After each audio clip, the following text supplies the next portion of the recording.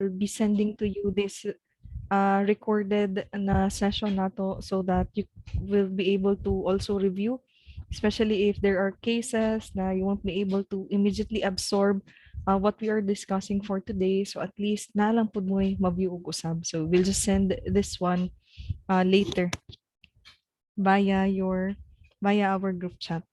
So sige.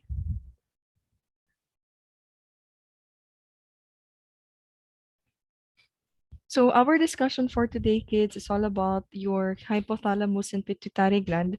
And as what I have mentioned last meeting, this will be this beginning of your endocrinology portion, which is supposed to be in the previous curriculum, supposed to be this is your clinical chemistry 3. Now, in line with your lecture, kids, the very first topic that should have been discussed to you for endocrinology will be your introduction.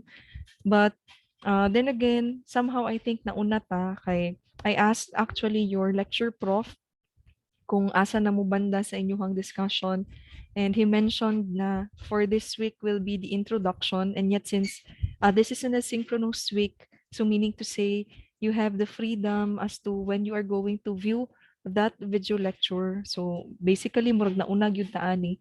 Then again, there are some concepts that will be tackled coming from your introduction for you to better understand this discussion. Mas maganda kasi sana, kids, if nauna si intro, pero syempre di po nato paabuton kay we only have a few meetings left for your midterm period. Especially that your exam is already very near. So we need to finish your coverage. Yes, campus.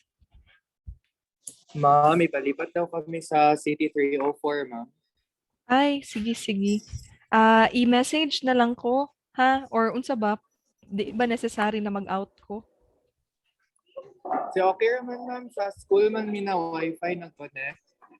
Okay. So, mag-move lang mo. Pero pwede ram Yes ko po. mag-continue og storya, okay ra? Ay, Or murag, unsa dili man? sila ka-listen siguro, ma'am. Mag-inform ako, ma'am, if Sige, okay sige. na settled na Okay. ako. Okay, sige. ma'am. Thank you.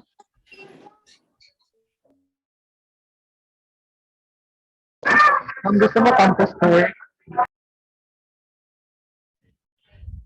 Dili na need kay murag dugay na kay ko na sa school. Di bitaw oy. Sige lang go. Okay na di ay ang ano? Asa to city? Pwede na data mo gamit dira. Kana City i-tour daw ko. 304 po, ma'am. I-tour ko ninyo sa city. Mag-vlogger siguro ni si ano. Sige daw. Nana jud siya like nana jud siya table. yes, ma'am. Yes, ma'am, meron ako.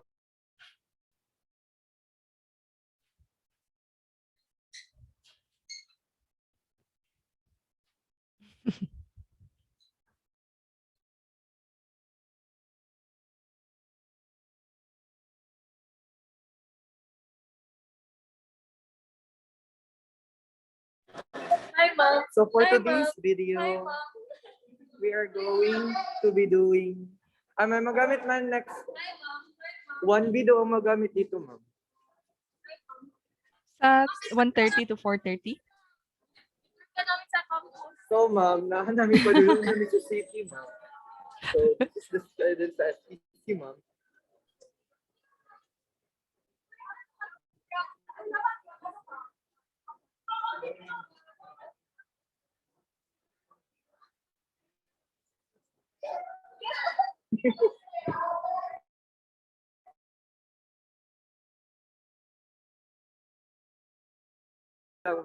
Vlog.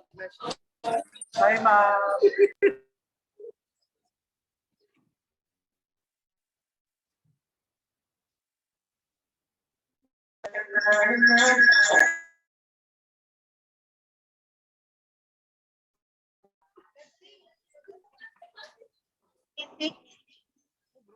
City 304.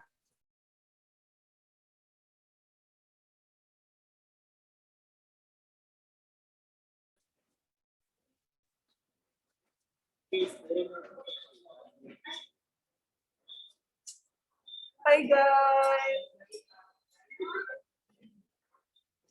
As a vlogger, ako.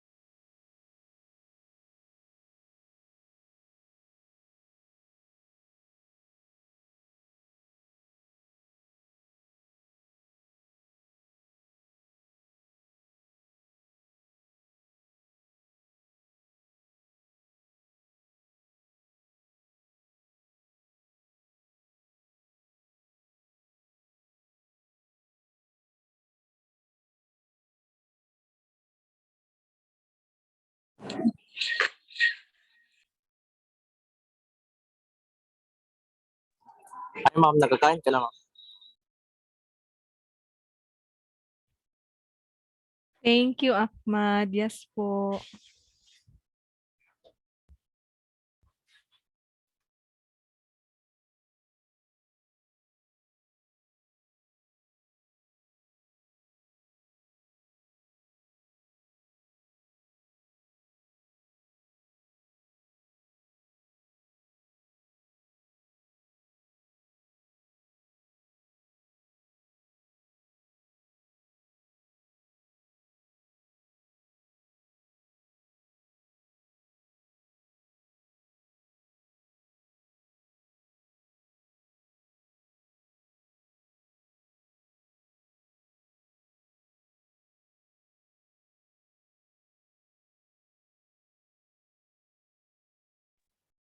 Sige. Okay na 'no? We can proceed with the discussion.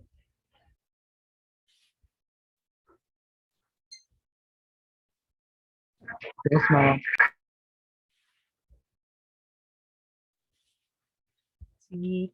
Thank you. So, ayun kids, for your endocrinology na portion, as what I have mentioned, this will be somewhat heavy in a sense that your lecture and laboratory are now two separate, we'll be giving two separate topics na. Unlike what we did during your enzymology and and your electrolytes kids na tipong correlated select and lab kasi yung lab na portion natin it's specifically lab lang yun na mga reference range, determination. But here in this endocrinology na portion, as you can see sa katong gi-present nako before sa inyuha na selected topics, try to compare it with the topics that will be given by your lecture. They are really different. So that is why, uh, as of today, we will be diretso talking about your hypothalamus and pituitary. And then just try to review back your introduction to endocrinology once you already done viewing your discussion about it para mas ma-relate pa ninyo og tarong ang kaning sa ato ang hypothalamus and pituitary gland na discussion. So this will be our objectives. So we'll go back to the anatomy and location of these organs, describe your hypothalamic hypophyseal portal system, identify the hormones secreted by your hypothalamus, your anterior and posterior, then identify and enumerate your releasing hormones. So we will also include in your objectives, kids, since we will also be discussing already specific hormones from your anterior and your posterior. So included na po dito yung clinical significance nila and then yung determination or methods nila. So this is actually the overall picture of how your endocrine system works na in such a way that we will always begin with from top to bottom yung taani kids. It will always begin with your hypothalamus, then your pituitary, and then the rest of your target glands. Now, whenever we talk about endocrine system kids, the first thing that should come into your mind is or are your hormones. Since your endocrine system, ang main na function nila is in terms of releasing such hormones. And that your hormones in turn will stimulate a certain function or action depending kung ano na hormones yung pinag-uusapan natin. So let us start with your hypothalamus kids. Now, your hypothalamus is considered as the control center of all your autonomic activities in the body. And when we say autonomic, that would mean those involuntary processes sa ato ang body, those activities that we are not in control. Now, in terms of the location of your hypothalamus, it is located under your third ventricle and directly above your pituitary gland. So, mao man ni siya inyong pituitary glands, kids. So, for your hypothalamus, it is highlighted in green or colored in green. Then that is the location of your hypothalamus. And if you try to compare your hypothalamus, if we wanted to know the size of your hypothalamus, we could actually compare its size to an almond shape. 'Di ba? Ang anak kagamay inyuhang hypothalamus. So basically, the most important function of your hypothalamus is in terms of maintaining your homeostasis. And whenever you encounter the word homeostasis, kids, This means maintaining balance, maintaining all the substances in our body in its normal range.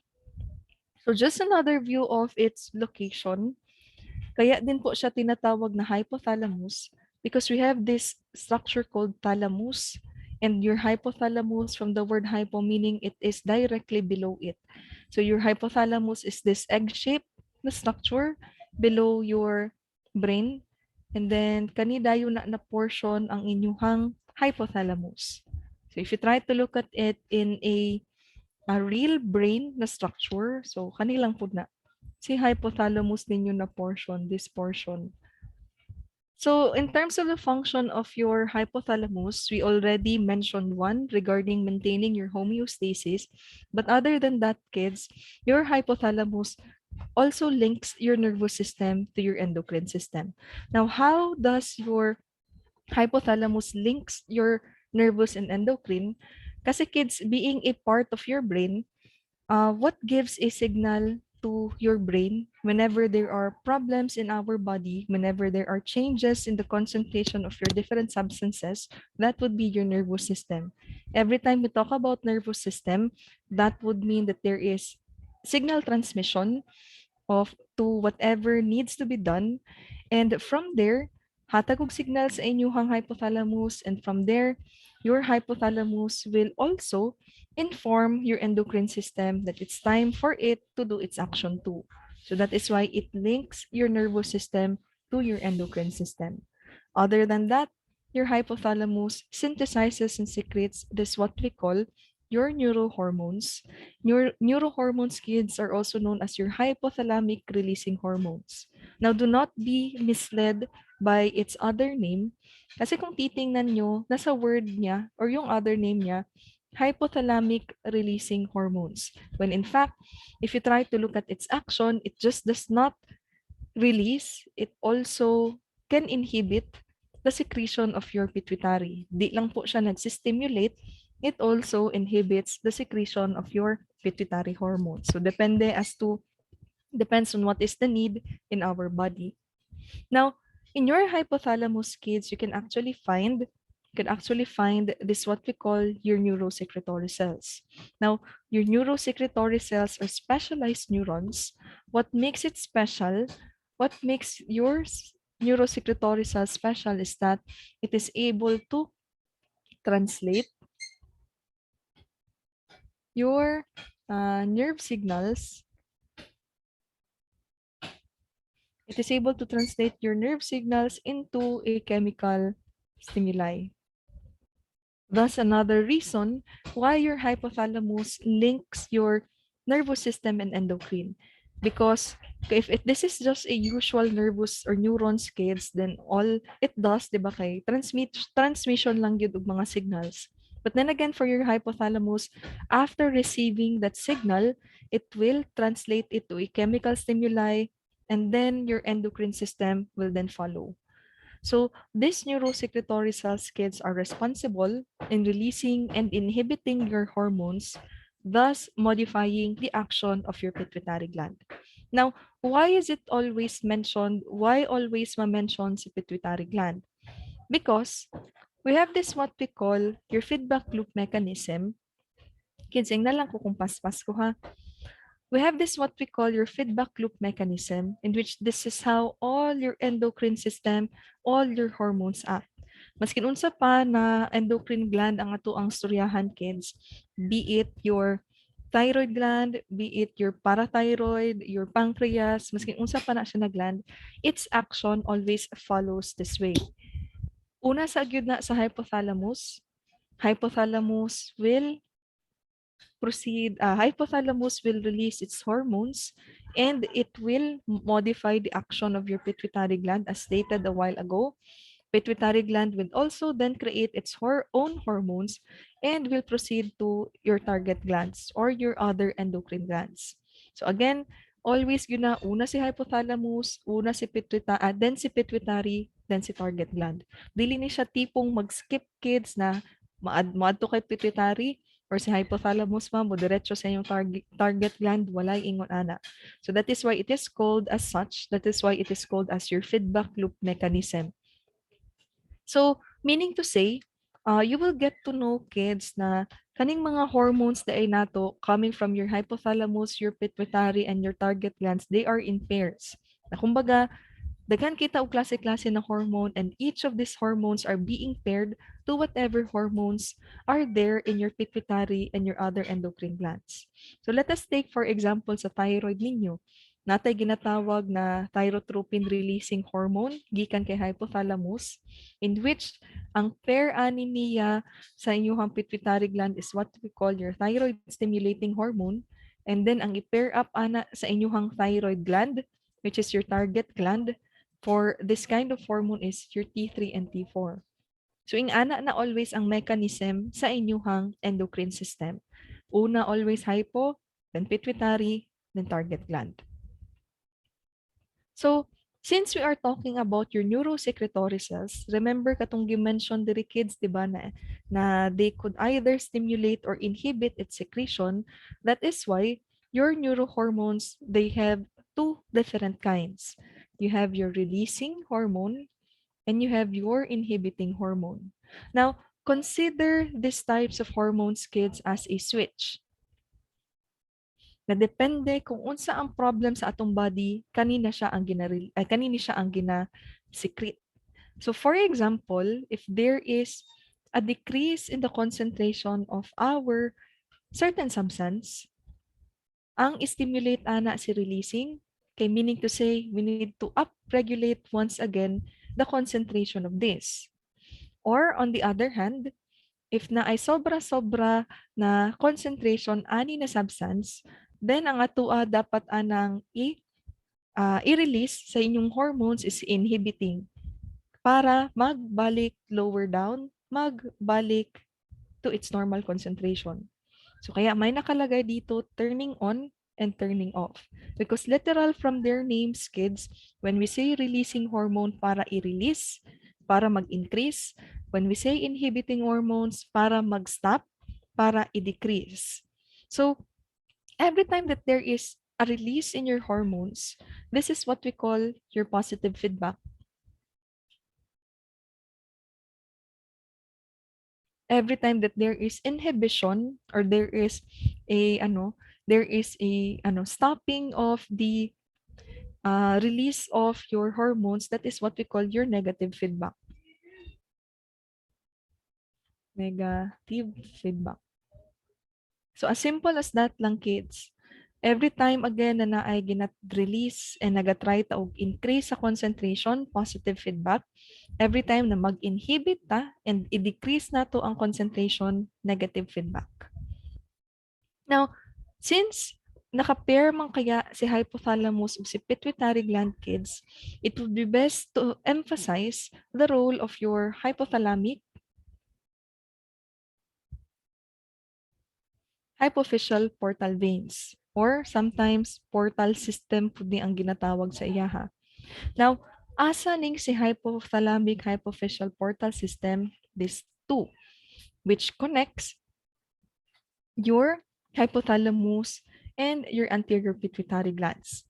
So consider your hypothalamic hypophyseal portal veins, kids, as a bridge or tunnel where your neurohormones secreted from your hypothalamus will pass through in order to get to your anterior pituitary gland. So again, kana lang man gyud na ang concept sa inyong hypothalamic hypophyseal portal vein. So this is just another image. So bali, we define hypothalamic hypophyseal portal system as two capillary beds directly joined by this vessel.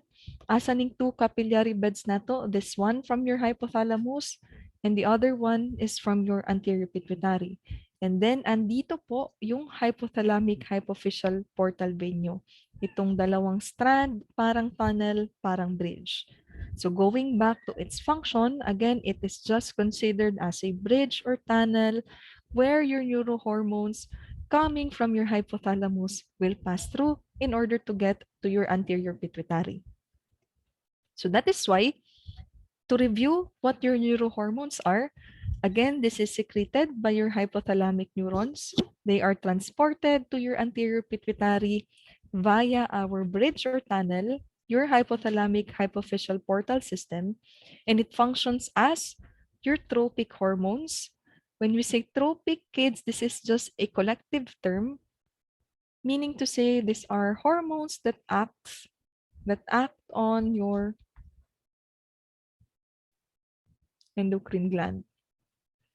So again, these are just a collective term of hormones that act on endocrine gland. So basically, almost all of your hormones are tropic hormones mangyud because they act on endocrine glands mangyud. So kaning mga tropic hormones, they are either stimulate or inhibit the release of your anterior pituitary hormones. So para mas masabtan pa siya, let me now give you the different neurohormones secreted in your hypothalamus. So what are these? First, you have your thyrotropin releasing hormone. Next, your corticotropin releasing hormone. Then your gonadotropin releasing hormone, your growth hormone releasing and inhibiting hormone, your prolactin releasing and inhibiting hormone. Your prolactin inhibiting hormone is also known as your dopamine. Now, try to observe, kids, the name of your neurohormones. Uh, from the name of your neurohormones, kids, you could actually get already an idea as to what it functions. Siyempre, literal, na when we say releasing, para i-release inyong hormones. Siyempre, when we say inhibiting, para i-stop ang release. And this is actually very easy to remember, labi na sa kung unsa ang pair niya na hormones sa pituitary. Kay whatever is its first name, mo na siya ang iyahang hormone na i-act upon. So for example, kaning growth hormone releasing hormone. So meaning to say, ang action ani is to release your growth hormone. So kung inhibiting hormone, di i-inhibit si growth hormone. So ingana lang na siya, kids. So if mapansin ninyo, not all of these releasing hormones na ay naka-pair na inhibiting. 'Di ba? Kinsa-kinsa lang man tong na-inhibiting hormone, si growth hormone ug si prolactin. So, let us now, to answer that question, let us now look at this table. Try to look, kids. Kinsa-kinsa ba ang walay pair? First is your thyrotropin releasing hormone. Kids, just remember the word thyro because this is pertaining to your thyroid gland, especially in the release of your thyroid stimulating hormone. So, bale, the reason why wala ni siya inhibiting hormone, it's because ang kaning TSH kasi ninyo, kids, kani pud na ang naga-inhibit sa iyahang release. So bale, your somatostatin, kids, is also known as your growth hormone inhibiting hormone.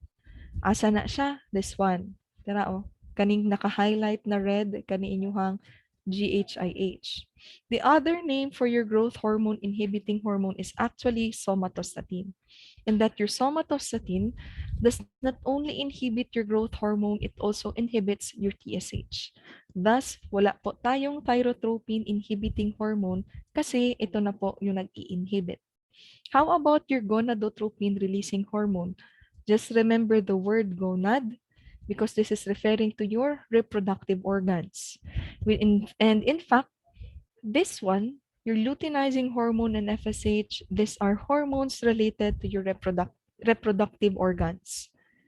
So bali, wala ni siya pair. There are no inhibiting hormones here because there is a specific substance for the inhibition of these two important hormones in the reproductive system, which is what we call your inhibin.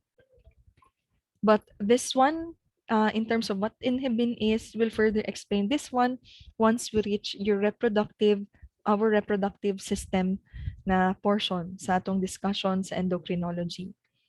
So next here, we have your corticotropin releasing hormone. Just remember the word core. It releases your ACTH. Asa gikan si ACTH, kids? Cortex or your adrenal gland. So that is why just remember the word core in your corticotropin, referring to your cortex, referring to your adrenal gland. Now, why doesn't it have any inhibiting hormone? Because the amazing part of ACTH, kids, is that it is able to inhibit itself. So meaning siya lang po na ang maghatag og signal sa inyong hypothalamus na stop na ang release, ang further release niya.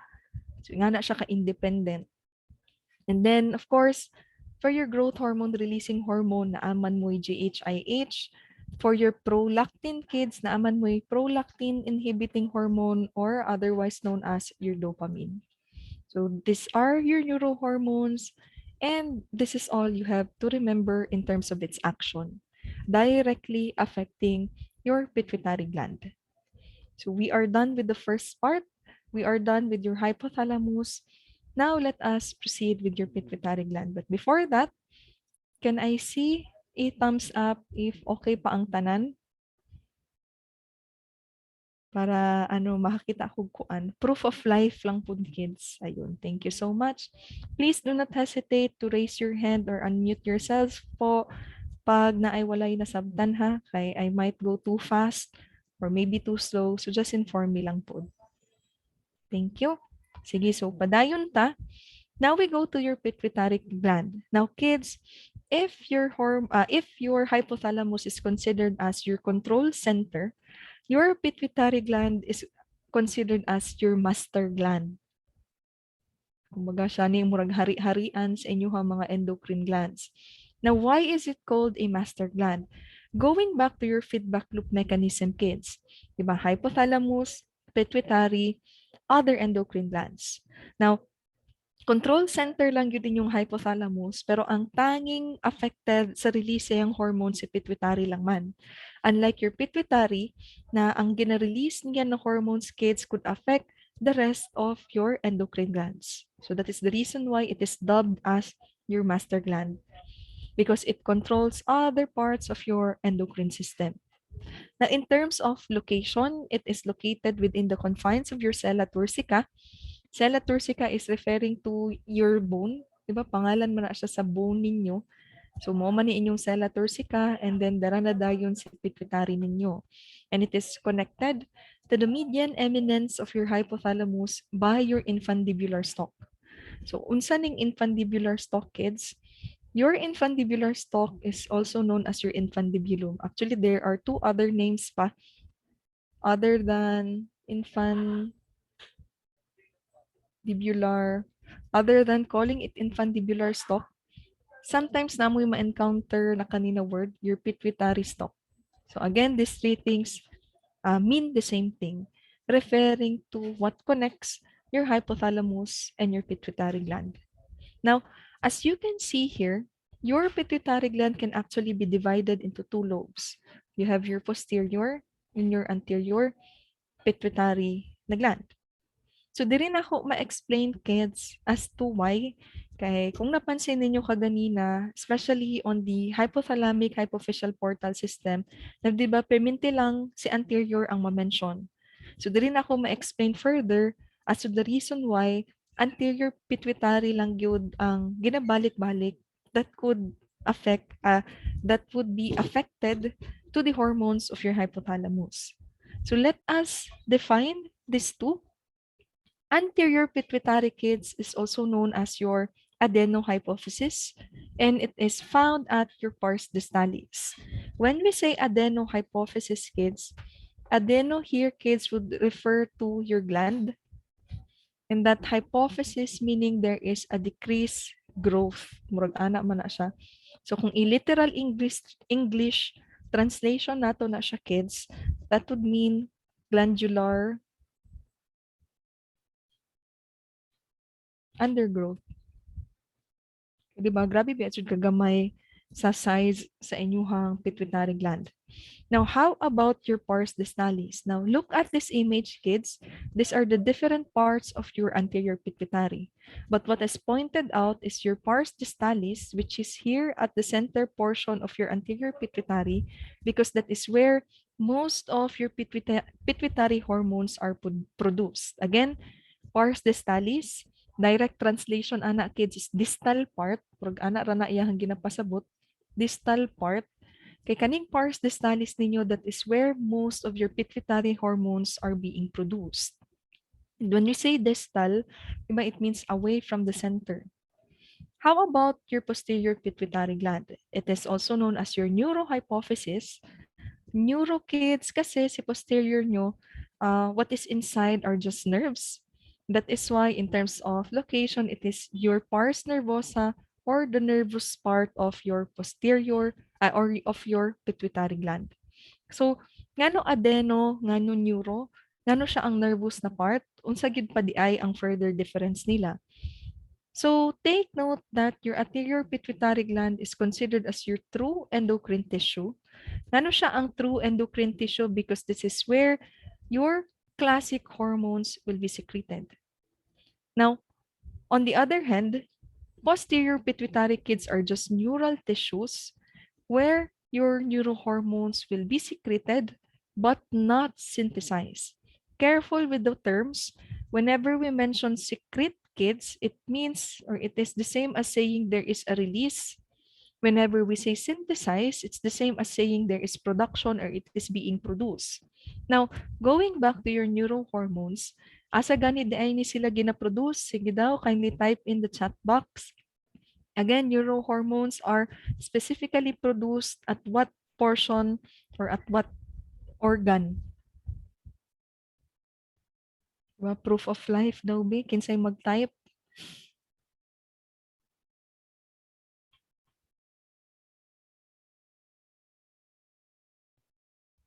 Hala, wala na ko estudyante dire. Ayun. Thank you so much. Very good. Sige, very good. So, thank you sa mga nag-chat. So, ayun kids, recall that your neurohormones are being produced in your hypothalamus. So, meaning to say, kaya naka-emphasize dito na si posterior does not synthesize it because it is being produced in your hypothalamus. So, ngano na-mention karon ang secretion ni neurohormones kay posterior pituitary? Let us go back to your hypothalamic hypophyseal portal vein. Bali kids, kung mapansin ninyo sa structure, sa kanina structure, 'di ba naka-base lang yun inyuhang portal vein diri padulong kay anterior pituitary gland. Now the reason behind that is this one. Looking at this image, you will get to see that in your posterior pituitary gland, puro lang de siya neurons. Meaning to say, kids, your posterior pituitary gland is just an extension. Wrong spelling. Extension. Again, your posterior pituitary gland is just an extension of your hypothalamus. So that is why, as you can see here, it is considered as your neural tissue. It is considered as your neurohypophysis because the neurons that is in your hypothalamus will extend up to posterior at to sa pinakababa. So meaning to say, the neurohormone secreted here in your hypothalamus will just go directly to your posterior, agi sa inyong posterior kids, store dira and i-release at such time sa inyong posterior pituitary. On the other hand, ang inyuhang anterior pituitary inani pod ang yahang mechanism. Siyempre naamang gahapon mo'y neurohormones na i-secrete diri Neurohormones will be produced in your hypothalamus. Neurohormones will then travel to your hypothalamic hypophyseal portal system, sulod sa inyuhang anterior pituitary, and it will only give a signal to your anterior pituitary to release its own hormones, and then ang i-release ni anterior is ang sarili gyud niyang hormones kids. So that is why it is considered as your true endocrine tissue kasi sa anterior pituitary nyo, nagsisecrete ng own hormones niya. Unlike kay posterior kids na hormones man to siya actually ni hypothalamus. Dito lang yun siya gi-store, dito lang gi-release kay posterior pituitary. So that is the main difference between anterior and posterior pituitary gland. Nakuha kids? Thumbs up daw kung okay taana na concept. Ayun.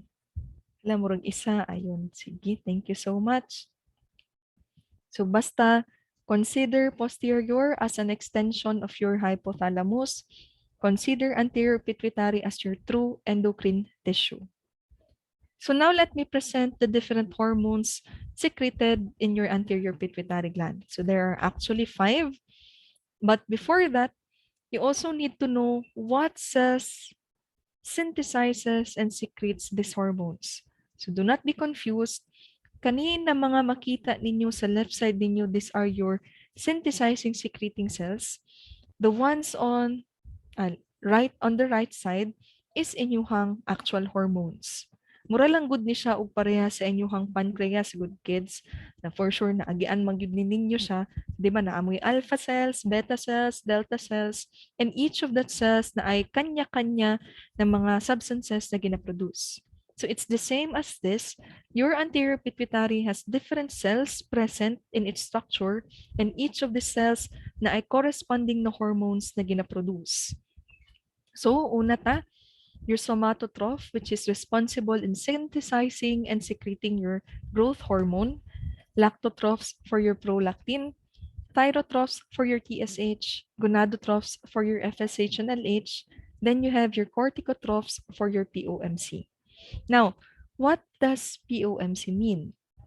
Unlike your other hormones here, kids presented, na agad-agad makuha nato ang katong-atong need na active na hormone, POMC, or also known as your pro-opio melanocortin, this one needs to be cleaved. When we say cleaves, meaning na atay dapat i-cut sa iyahang structure in order to get its active hormones. And unsa-unsa to mga active hormones na pwede nato makuha, these are the following. Number 1, you have your ACTH. Second, you have your endorphin. Third, you have your lipotropin. And last, you have your MSH, or otherwise known as your melanocyte stimulating hormone.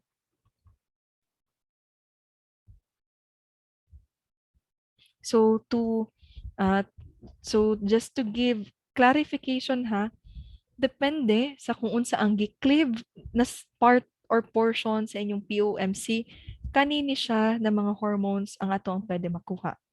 So for ACTH kids, we'll leave this one during our adrenal gland discussion. The rest will just point out its function. Endorphin kids, as you all know, I guess you know your happy hormone. This is considered as your happy hormone in a sense that it gives the feeling of pleasure, and it is also our natural body pain reliever. Again, endorphin is considered as your happy hormone in a sense that it gives the feeling of pleasure, and it is our body's natural pain reliever. How about your lipotropin? Just remember the word lip in your lipotropin because it acts on your lipids. So what happens here is that your lipotropin will promote the release and breakdown of your fat reserves. Again, your lipotropin will promote the release and breakdown of your fat reserves. How about your melanocyte stimulating hormone? It will produce this what we call your melanin. And as you all know, melanin is for skin pigmentation. Again, MSH, your melanocyte stimulating hormone, will produce your melanin, which is responsible in our skin pigmentation.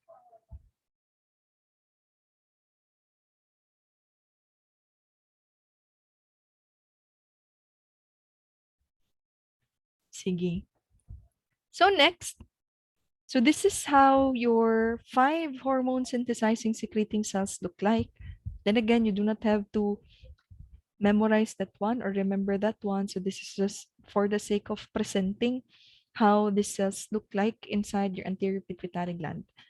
Mona, di ba, na for me, it's really amazing. Our pathologists are really amazing na in such na they are able to really identify different cells just by looking at your slides. Na naamang good time mga pathologists, especially before kids when I was still working in the laboratory, there are really pathologists na kanang ginatry gud ka og tudlo na ipakita gyud niya na hala kani tanawa mao ni siya ang pasabot ani kung ingani ang itsura sa cell, and yet ikaw na first timer na nagtan-aw murag it's really quite difficult to really identify na wala pa jud kay murag point of reference na unsa day ang normal gyud, unsa day ang dili. So mga ingana. So even just by looking at this, even ako personally kids, I wouldn't be able to identify it immediately. So it's really just a matter also pud no of kanang years of kanang experience siguro pud and pabalik-balik na practice.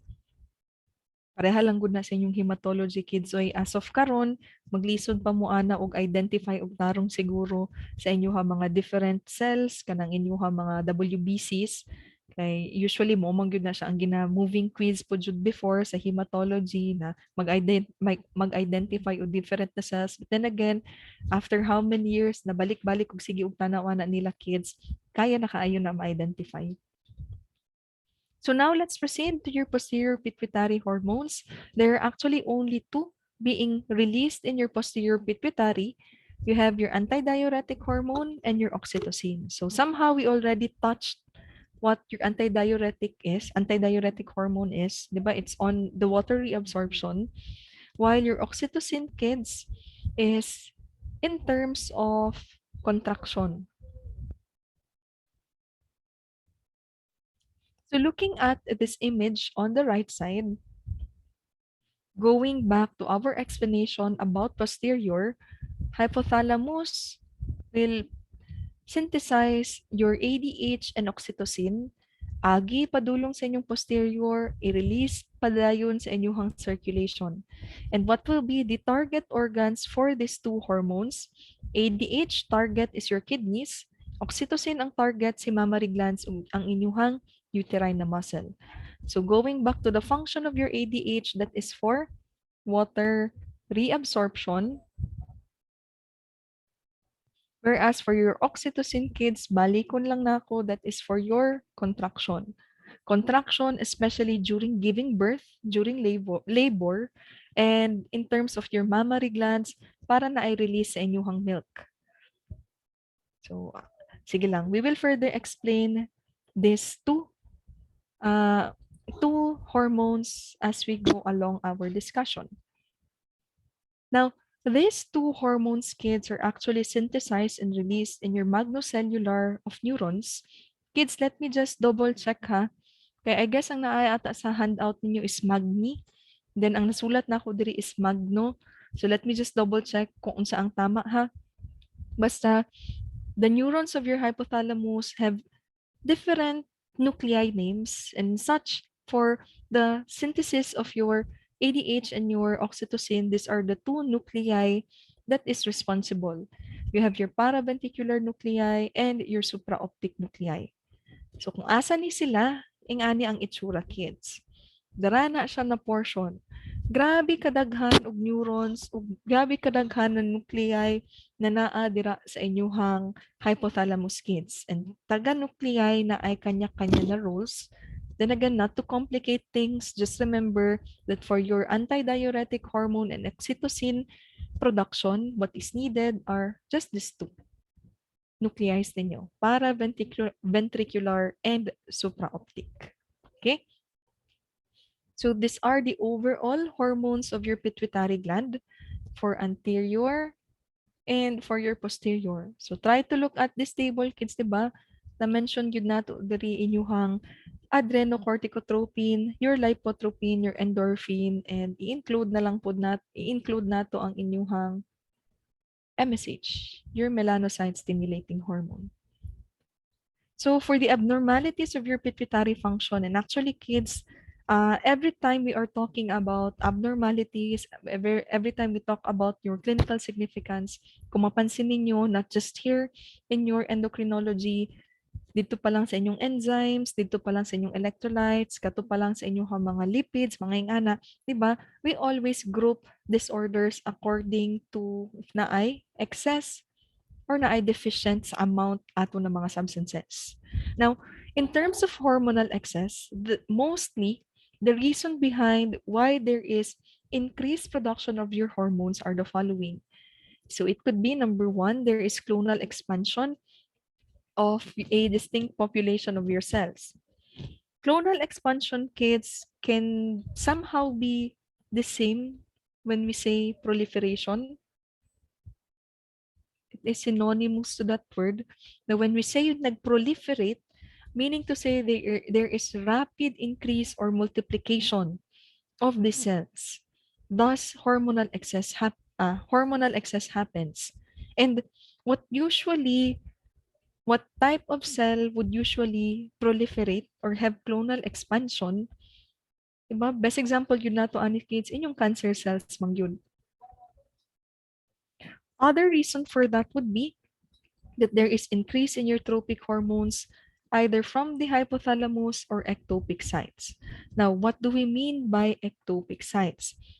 Ectopic kids would mean that site other than what actually produces the hormone.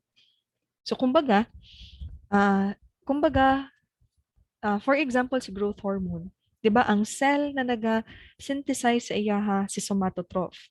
Now once there is ectopic site, magsobra-sobra ang release ni growth hormone kay dili lang si somatotroph na ang nagaproduce na atay lahi na cell kids na nagaproduce na pud sa iyaha. And still kana na cell is best example gihapon nato ana cancer cells gihapon ninyo. Na kumbaga nagbuot-buot siya og himo pud og iyang sariling growth hormone, so nagsobra-sobra na hinuon.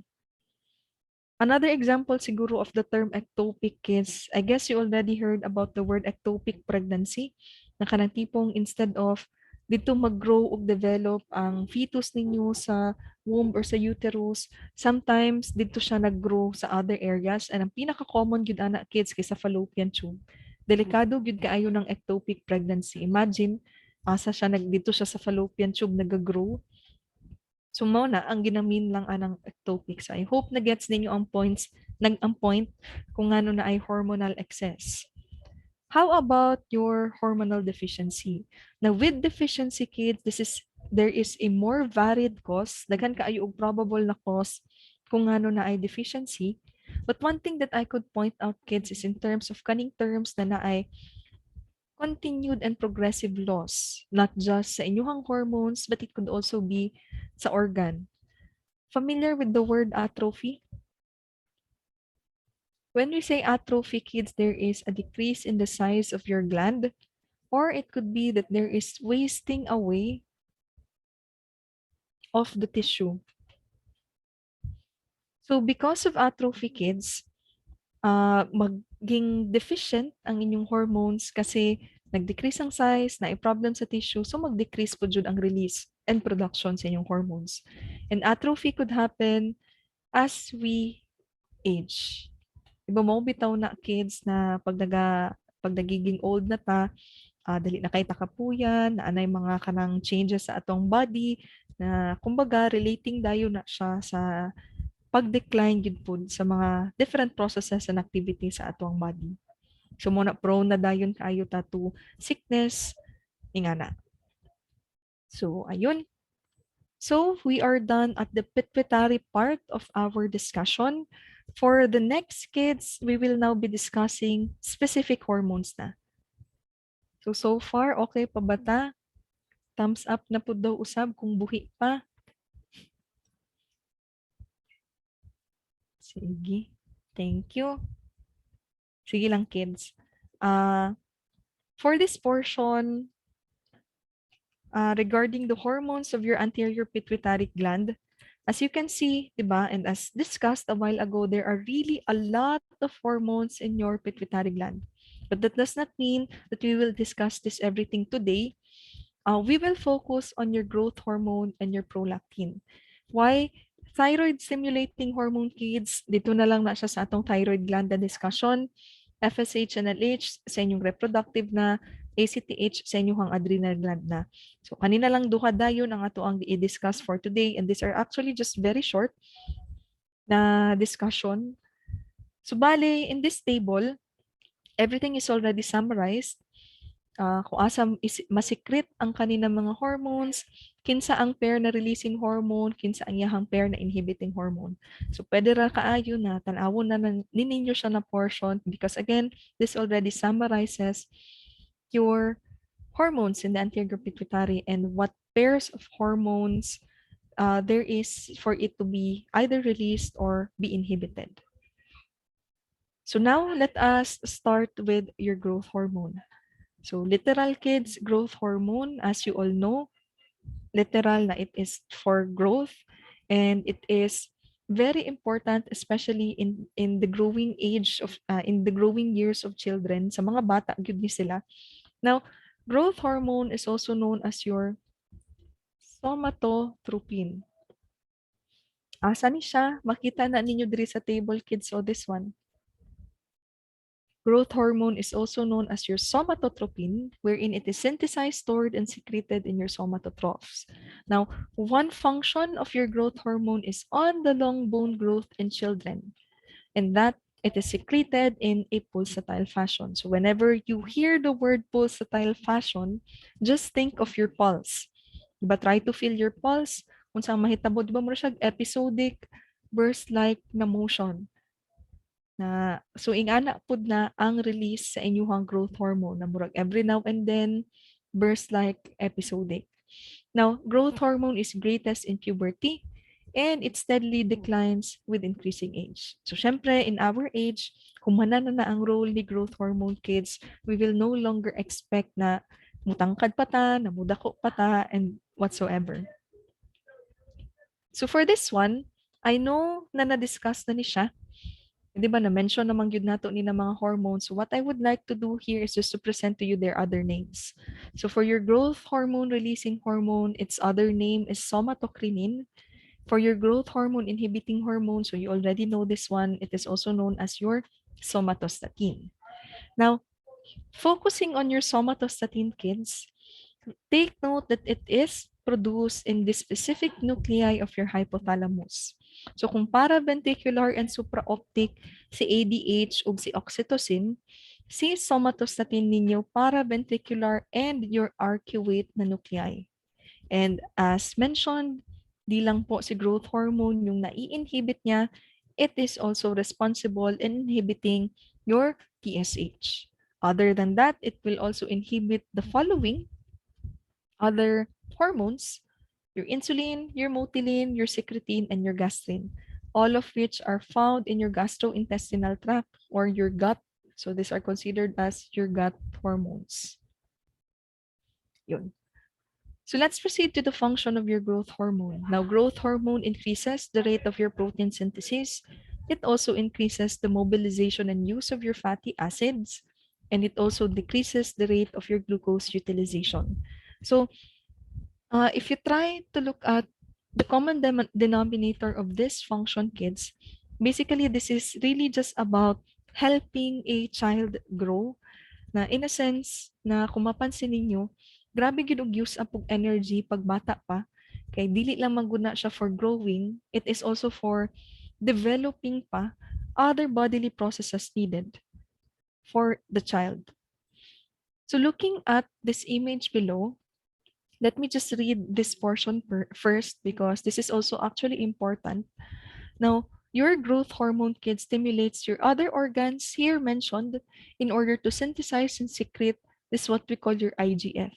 IGF is your insulin-like growth factor. And the action of your IGF are the following.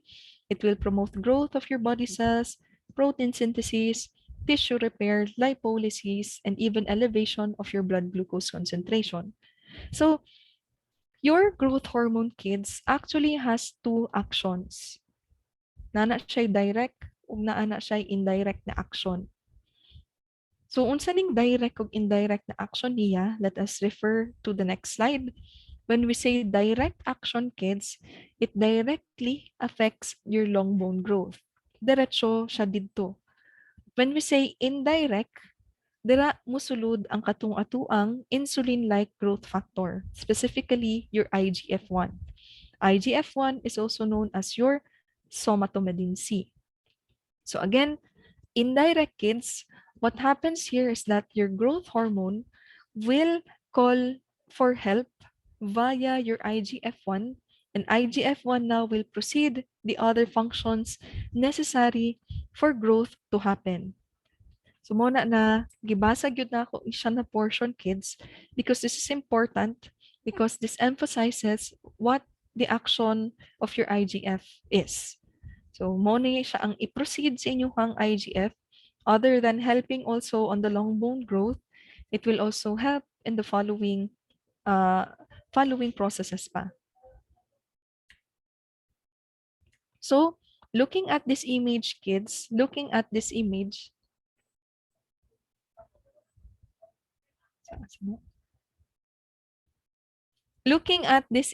kids, you do not need to really memorize everything here. I just want to at least give you an image, at least ma-visualize ninyo ang kaning growth hormone o kaning IGF ninyo, especially to those learners who tend to remember well when there are images being presented. So, balik ta feedback loop mechanism ninyo, 'di ba? From your hypothalamus to your pituitary, then to your target organs.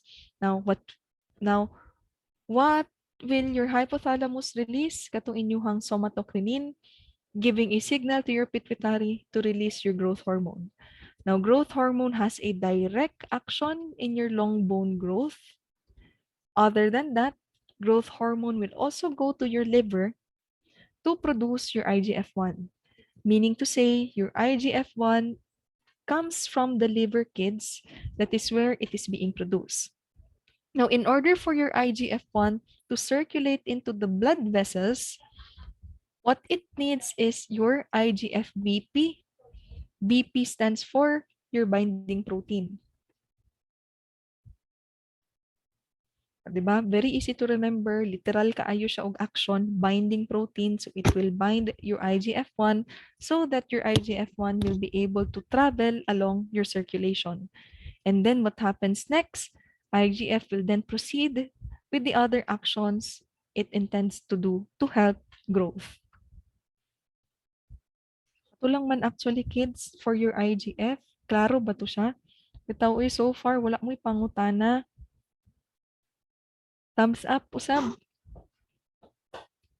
Checking up on you every now and then lang yun, kids. Sige, thank you. Sige, so let's just proceed. So, your growth hormone is anabolic. When we say anabolic, kids, this means there is building up that is happening in our body.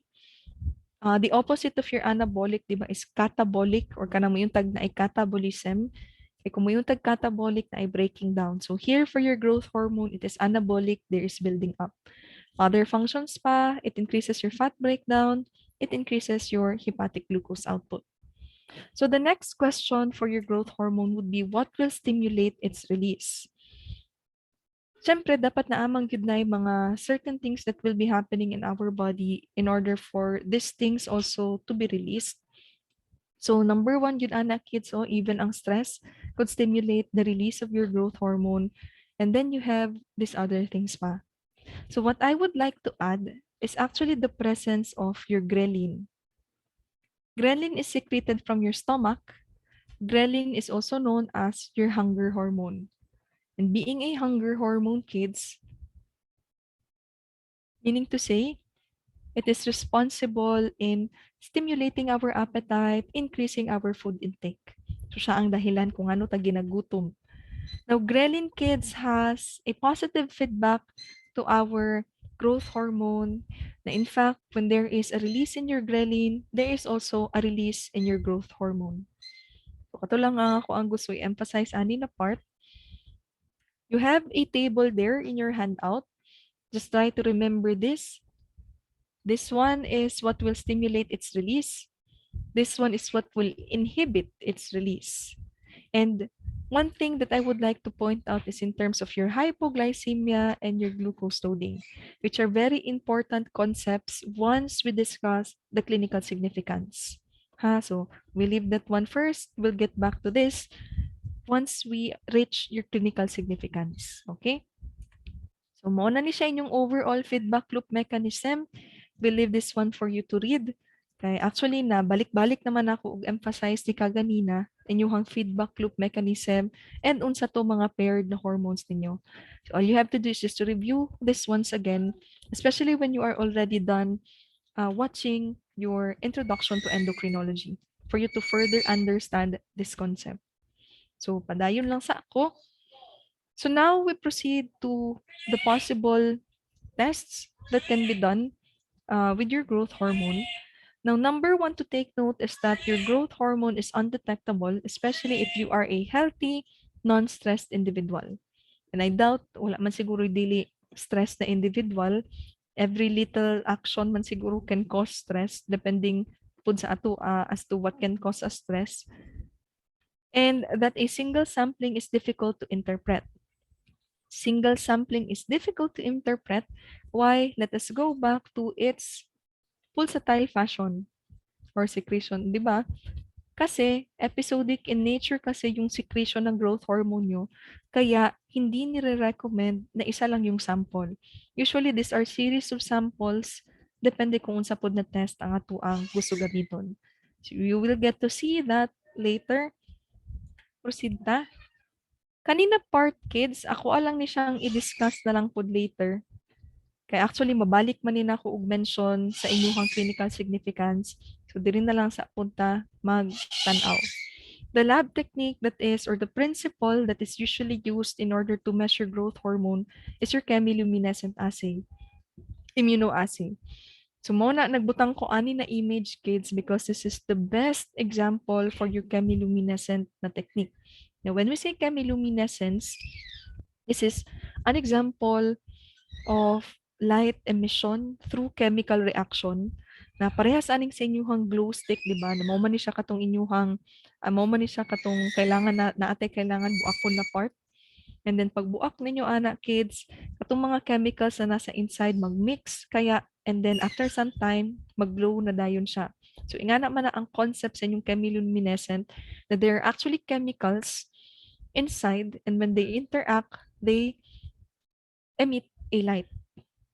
And then always pag naay involved na immunoassay, there is always the use of your antigens and antibodies. So very easy ang clinical significance sa inyong growth hormone. Just remember the words dwarfism and gigantism. Diri gyud na siya mag-enter. So let us begin with deficiency. Siyempre, if there is deficiency of your growth hormone, you would expect na dili mag-grow ang ato ang isa ka bata, and that is where your dwarfism will enter. Dwarfism for children, pituitary adenoma for adults. Now, how do we diagnose now growth hormone deficiency? So, kanito siya katong nakapresent kaganina, kids. We can measure growth hormone following pharmacologic stimulation. And what is this pharmacologic stimulation? Through the use of your insulin. So the confirmatory and gold standard for growth hormone deficiency is what we call your insulin tolerance test. Meaning to say there is IV administration of your insulin. And remember the action of your insulin, kids, diba? This is to lower down your glucose level. Now, going back to this table, remember that if there is low glucose level, it will stimulate the release of your growth hormone. Thus, buhaton nato ning insulin tolerance test, kids, for us to know kung naabay increase na mahitabo sa inyuhang growth hormone. So what happens here is that there is multiple, di ba, mo nito siya katokong ginamin na dili talaga single sampling yun ani sa inyong mga growth hormone testing. In fact, here in your insulin tolerance test, pila ka samples ang kwaon? 1, 2, 3, 4, 5, 6 until the 120 minutes time after you administer your insulin. So, ana, kakapoy ang kanina test. That is why most patients who undergo insulin tolerance test feels uncomfortable in a sense na nag-fasting naman gani na sila og sugod.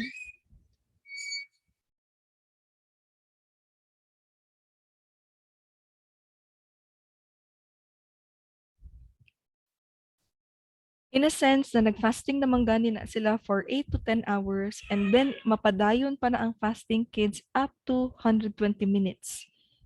So, since we are talking about insulin here, number one, when doing insulin tolerance test, dapat all throughout the testing ani kids, especially up to the 120 minutes na agyud tay attending physician ani na nakatutok sa inyo ha.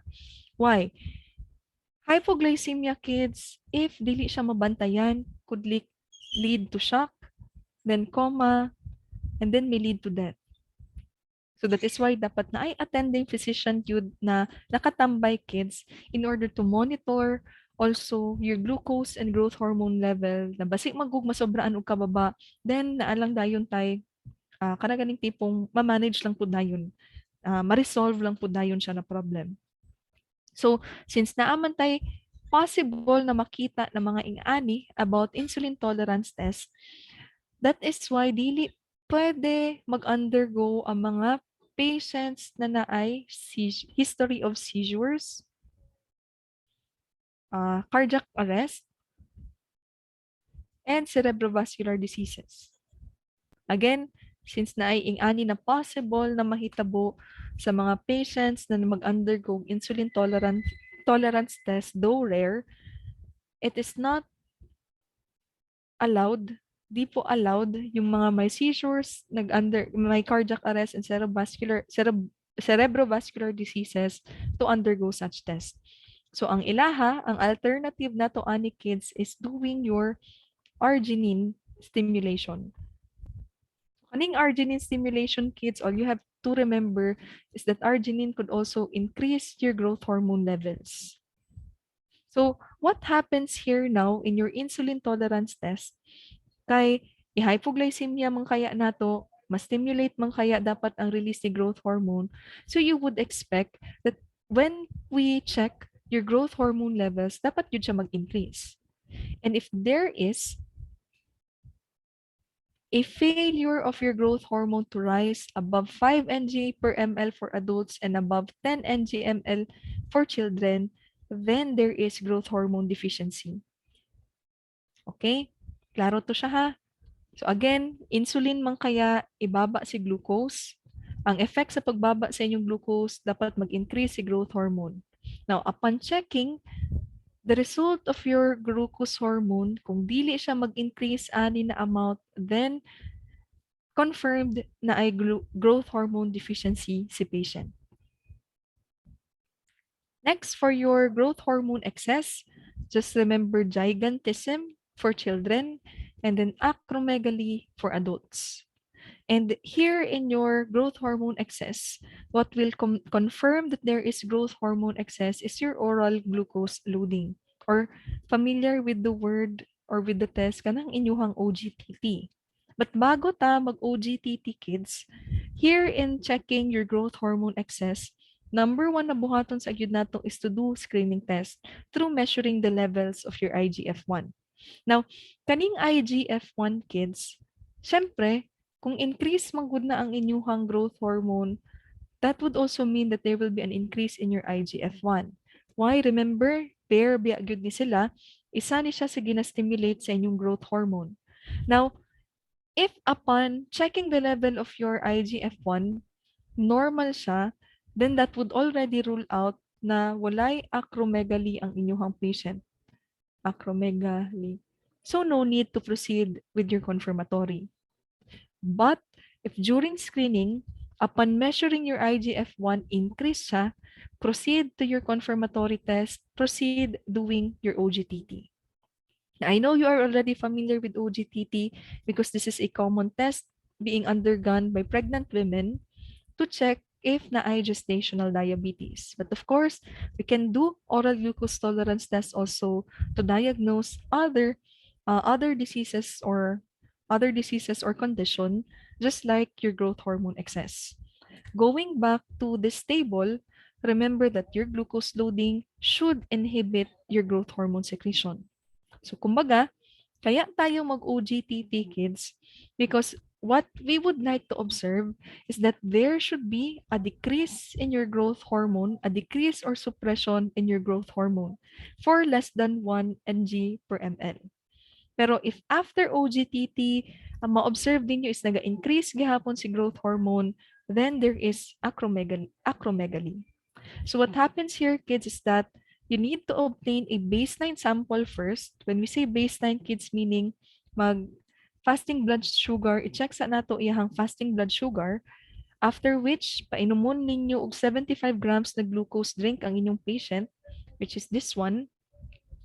And then every 30 minutes for the next 2 hours, kuhaan ninyo sila og dugo, i-check ninyo iyahang glucose and growth hormone.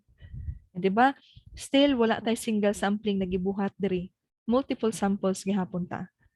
So again, if it does not suppress your growth hormone, then that would confirm that you have growth hormone excess, that you have possible na acromegaly. Pero dili agad-agad na kanang acromegaly kids ha. Siyempre, when we say acromegaly manggod, it might be na naay mga tumors. So, biopsy gihapon ang i-undergo nato ana. But at least we would already have an idea that probably increase ang chances of having that condition. Sige, so that's it for the part of your growth hormone kids. Na-touch na nato ni siya na portion sa inyuhang endocrine system. Last na lang yun. I hope okay pa ta. Sige lang. Last na lang yun ni siya regarding your prolactin. Mubo raman jud kaayo ni inyuhang prolactin kids. So, padayon na ako ha. Your prolactin, o sige, para proof of life, sige daw, what cells produce your prolactin? Going back kato sa inyuhang synthesizing and secreting cell. So kindly type in the chat box what produces your prolactin, what specific cell in your anterior pituitary gland. Yan, thank you. Sige, very good. Wala, isa na lang ang buhi pa. Ayun, thank you. So ayun kids, what produces your prolactin is what we call your lactotroph. So daghan kaayo mo og keywords diri para maalala and dili mo makalimot. Prolactin, just remember the words lact, kay ang cell na nagaproduce lactotroph, ang function lactation. So your prolactin is inhibited by your dopamine, which is the other name for your prolactin inhibiting hormone, and that your prolactin has a circadian secretion wherein it is highest whenever you are asleep, and it is at its lowest level. When we say nadir kids, this is lowest, occurring between 10 a.m. and 12 noon. So the pulsatile secretion of your prolactin kids greatly depends on a variety of physiologic stimuli. And that the target organ of your prolactin is of course your mammary gland, since we are talking about lactation, since we are talking about milk production. So what are the different physiologic stimuli now? Ito po siya kids, be it your sleep or stress, be it your sleep or stress could stimulate prolactin, but of course kids, di na po siya basta-basta. Dapat na agyud always ning pregnancy. Una sa gyud ning pregnancy, and then nipple stimulation for for milk to be produced, and then during sleep and stress it will just elevate or increase its production. Lain pud kids no, matulog lang mo, na stress lang mo na anay milk production. So dili pud ingana ang ato ang body. Mas makulbaan ang mga lalaki kay di biya wala biya jud mo milk production. So our body knows when to produce milk in a way that pregnancy should happen first, and then there should already be nipple stimulation. Di po pwede na nipple stimulation lang kids, agad-agad na maggatas na. Siyempre again, always first pregnancy. So the half-life of your prolactin is around 26 to 47 minutes. And in terms of its laboratory test, its screening test is through obtaining 3 different samples at 20 to 30-minute intervals. Still, di ba, pansin ninyo, dili siya single sampling gihapon kasi nga because of its pulsatile fashion. So what happens here, kids, is that there are 2 things that we can do in this specimen. Analyze separately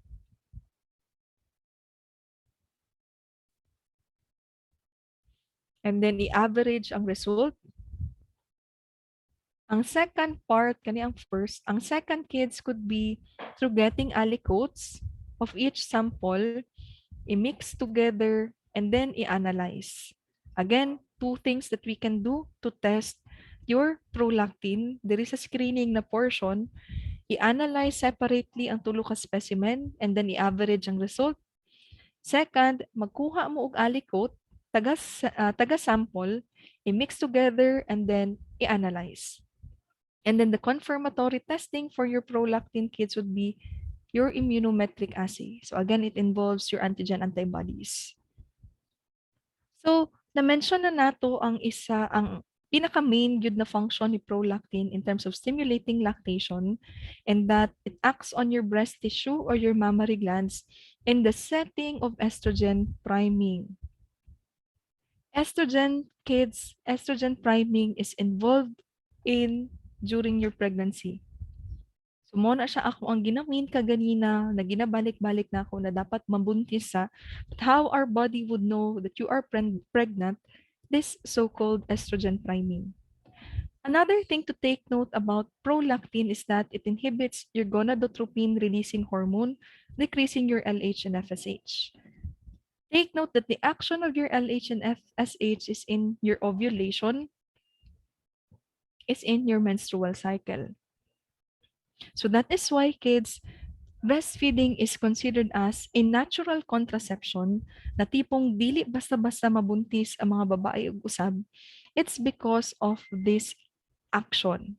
Kay gina-decrease man kaya niya ang LH ug FSH, walay ovulation, possible na delay ang menstruation, then mas lisod mabuntis.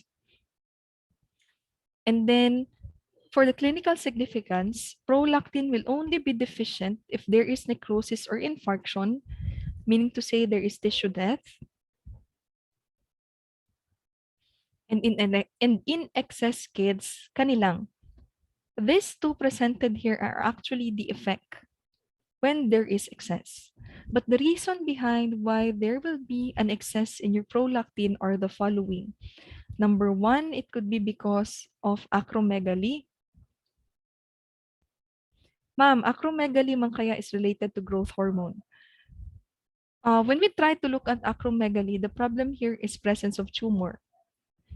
Acromegaly could affect prolactin because your growth hormone and prolactin are both being secreted in your anterior pituitary gland. So that is why affected inyong prolactin. The second one is, wait lang, siguraduhon lang na ako, kids. The second one is when there is hypothyroidism. Why? Going back to your neurohormones, di ba naamo atong thyrotropin releasing hormone? Unsa gani ang action ni thyrotropin releasing hormone, di ba i-increase not just your TSH but also increasing your prolactin. Thus, when there is hypothyroidism, there will be increase in your TRH, there will also be increase in your prolactin. So actually, these are just two reasons why there could be prolactin excess. And what would be its effect? Number one, galactorrhea, meaning na ay milk production kids maski na dili mo buntis. So galactorrhea can also be observed not just in females but also in males. Another effect, kids, is ang kaning inhibition ni GnRH. Na-mention na to kaganina, di ba, na kaya ni prolactin i-inhibit si GnRH, but not actually totally stopping the release of LH and FSH, gina-decrease lang niya. Pero kung sige-sige na ang prolactin ninyo ka-release, sobra-sobra na si prolactin, ang inhibition na ginamin diri is wala nagyoy FSH ug LH kids. So what happens now is that there will be sexual dysfunction and infertility to both men and women. Kasi di ba gistop na to sila ng mga hormones. And kato ng mga hormones, kids, dako kaayo to sila og function in terms of our reproduction. So what happens in females, other than saying there is sexual dysfunction and infertility, other things that will happen in females are the following. You have your luteal phase abnormality. Luteal phase, there will be no thickening in your endometrium. Your oligomenorrhea and amenorrhea are related to your menstrual cycle. But when we say oligomenorrhea kids, 'di ba ang usual length sa menstrual cycle is 28 days. Ang gap sa oligomenorrhea ninyo kids more than 28, sometimes months pa bago ang next ninyo na menstrual period. While for amenorrhea, kaning letter A always pag na ay A before the word, that would mean that there is no menstrual cycle. Cessation of menstruation, amenorrhea. How about sa mga lalaki? So kani sa mga lalaki kids, what happens is that there will be a decrease in your androgens. Kaning ginatawag nato na hypoandrogenemia. Decrease in your androgens. Unsa dining androgens? These are your male sex hormones. And when there is a decrease in your androgens, there will be a decrease in your sex drive. Mo man na siya ang ginamin sa libido. A decrease in your sex drive, and there will be impotence. Why? Because there will also be a decrease in the sperm production. And other than that, kids, as you can see here in this image, o diba, muramog na ay kanang female characteristics. And even breast enlargement could be observed. When there is breast enlargement, that is what we term as your gynecomastia. And katong galactorrhea pud ninyo na yun na nga, there is milk production sa inyong breast even if you are not pregnant. So that's it for your prolactin. So done na ta aning last two na naa diri sa inyong image. And that actually ends our discussion, kids. Hay. Sige. So for our next discussion this Wednesday, focus na dayon ta sa inyong posterior pituitary katong duha ka hormones ninyo sa ADH ug si oxytocin. Sige, so let me stop sharing my screen. And ayun. Kumusta? Naggamay na lang man di ay mo. Then again, for sure, nag-sharing man siguro mo og kuan. Sige, so far, walay question. Bantay ka, Jonas, ha? Sige daw. Ma'am, pwede pakiulit sa luteal phase. Luteal phase abnormality or abnormality kids, ang problem is sa walay thickening sa inyong endometrium. Again, there is no thickening in your endometrium. Ayun. Sige, any other concerns? Kids, ang professor na muadto sa inyo ha is si Ma'am Christine. Siya na lang po maghatag na sa inyo ha og further instructions. Ingnan na lang nako siya siguro to start siguro mga around 3:45 na lang po kay for to give you more time also to study. Kay time check it's already 3:06. So at least naamoy mga more than 30 minutes to review before you start your quiz.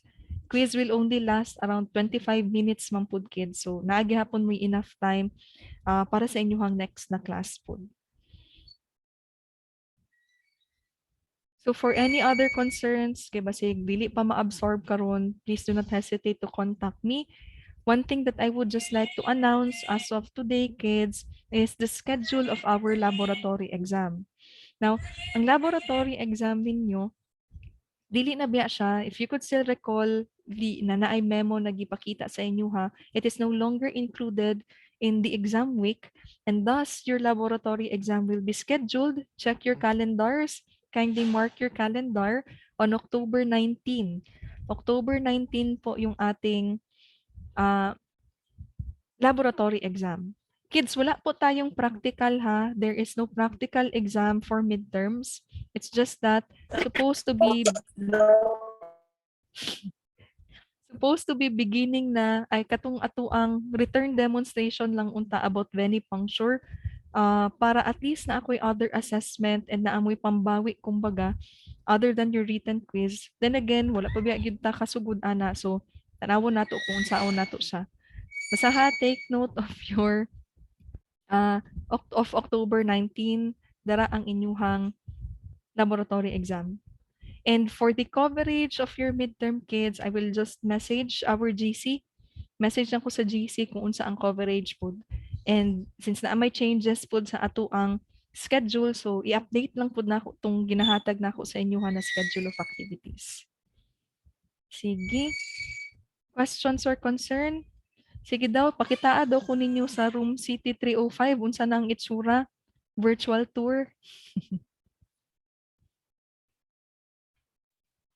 Naay projector kids na nakakabit?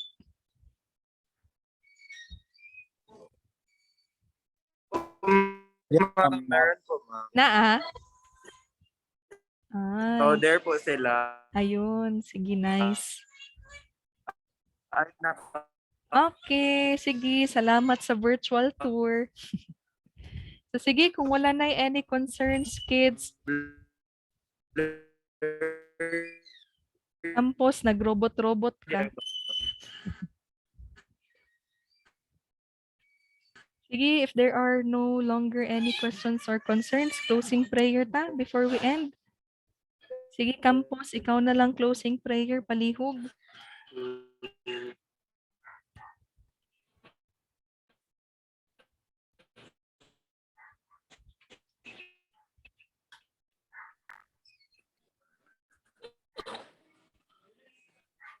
Let us pray to the Father, mag-pray, ma'am. Putol-putol ako, ma'am. Kinsay na ay okay So, na kanang let us pray to connection. the Father,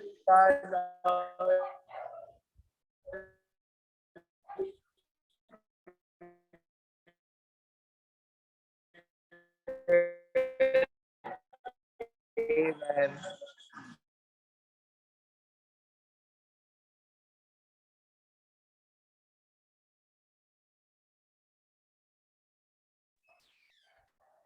Kumana og pray. Wala ko inadungog. Kumana. Ano putol-putol imong net campus? Same lang manunta mo og ano. Ma'am. Sige oy. Sige kids. Okay na, Ambot pwede na na sa mo Wi-Fi. mag-ano. You can now leave the Zoom meeting. We'll just inform Ma'am Christine regarding your quiz na mag-start of 3:45. So thank you kaayo everyone and we'll just send the recording later once it is already converted. Bye-bye po. Study well for the quiz. Bye, ma'am. Bye-bye. Good luck and God bless. Love you, ma'am. Bye-bye. Thank Uy, that's 1 you. minute.